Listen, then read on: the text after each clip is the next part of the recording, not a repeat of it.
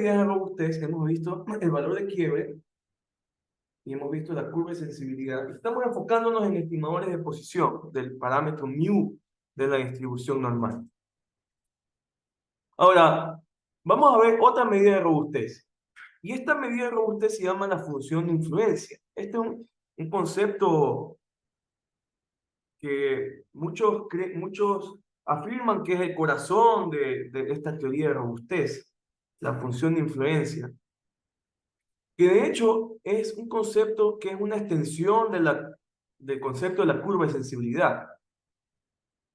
Es el concepto de la curva de sensibilidad en su versión asintótica.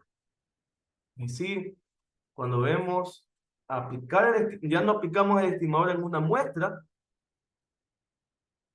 no contaminada y en una muestra donde contaminamos una observación, sino que aplicamos el estimador en una distribución F y aplicamos el estimador en una distribución F, que le vamos a llamar F sub epsilon, en donde hemos introducido una muy pequeña contaminación, haciendo la analogía de la curva de sensibilidad, que contaminamos una observación en la curva de influencia, perdón, en la función de influencia, aplicamos el estimador en la distribución en donde hemos introducido una muy pequeña contaminación.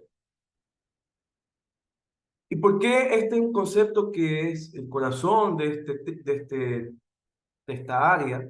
Bueno, es porque si nosotros aplicamos un estimador en la distribución, es un concepto más general que aplicar el estimador en una muestra. De hecho, decíamos que la curva de sensibilidad depende de la muestra no contaminada. Y también depende del valor de X que contaminamos. Entonces, generalmente queremos tener una medida de robustez que sea general, que no dependa de la muestra.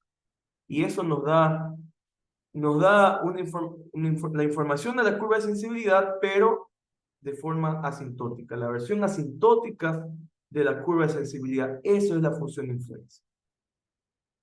Entonces, vamos a aplicar el estimador en una distribución F y por ende ya no vamos a aplicar el estimador en un conjunto de datos específico, sino que el concepto de la función de influencia va a ser meramente dependiente del estimador y de la distribución en donde nosotros apliquemos el estimador. Ahora, para poder definir matemáticamente a la función de influencia, necesitamos primero definir el estimador aplicado en la distribución. ¿Cómo podemos definir esto? El aplicar el estimador en una distribución F. Bueno, en ciertos casos no es tan difícil. Por ejemplo, si es que el estimador es la media aritmética, se puede mostrar que si yo aplico la media aritmética al modelo F, a la distribución F, la media aritmética es simplemente el valor esperado de la variable aleatoria X en la distribución F. Y eso se conoce también como el funcional de la media aritmética. Es el resultado de aplicar el estimador en la distribución F. Ese es el funcional. Es simplemente el valor esperado de X en ese modelo F. Entonces no es tan complicado para la media aritmética obtener el funcional, el estimador aplicado en el modelo F. Para la mediana tampoco es tan complicado. ¿Cuál es el resultado de aplicar la mediana en el modelo F? Bueno, simplemente mirar al percentil, percentil 50.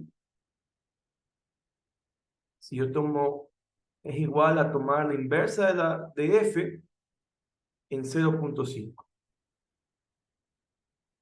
Evaluado en 0.5.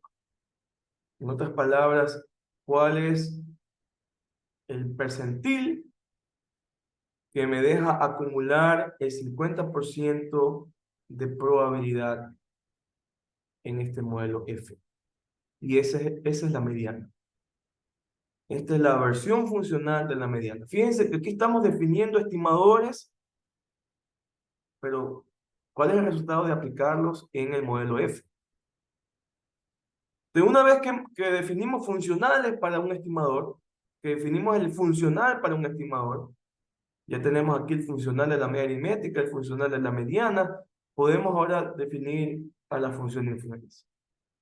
Antes de definir a la función de influencia, quiero definir cómo podríamos definir a esa distribución en donde vamos a contaminar con una muy pequeña, vamos a introducir una muy pequeña contaminación en esa distribución. Bueno, vamos a llamarle a esa distribución contaminada F epsilon de X, F epsilon X, donde X es el punto en la distribución en donde vamos a introducir contaminación. Y epsilon es el peso de la contaminación. Entonces, claro, si vamos, epsilon nos da aquí información sobre qué tan contaminada está la distribución. Entonces podemos verlo aquí, ¿no? F epsilon X es igual a 1 menos epsilon por F más epsilon multiplicado por la distribución delta, donde delta, la distribución delta es la distribución que pone toda su masa en X, donde X puede tomar cualquier valor en los reales. Entonces, si epsilon es 0, ¿qué sucede si epsilon es 0? Entonces, esto es 0 y esto es 0 y por ende no hay contaminación. El resultado es la distribución original sin contaminar. Pero si epsilon, perdón, es diferente de 0, es mayor a 0, entonces hay contaminación. Entonces, como dije, epsilon nos da aquí el peso de la contaminación. Mientras más grande sea epsilon, mayor peso voy a dar a este componente, que es donde yo contamino la distribución. Fíjense, ¿cómo yo voy a contaminar la distribución? La contamino con esta distribución delta.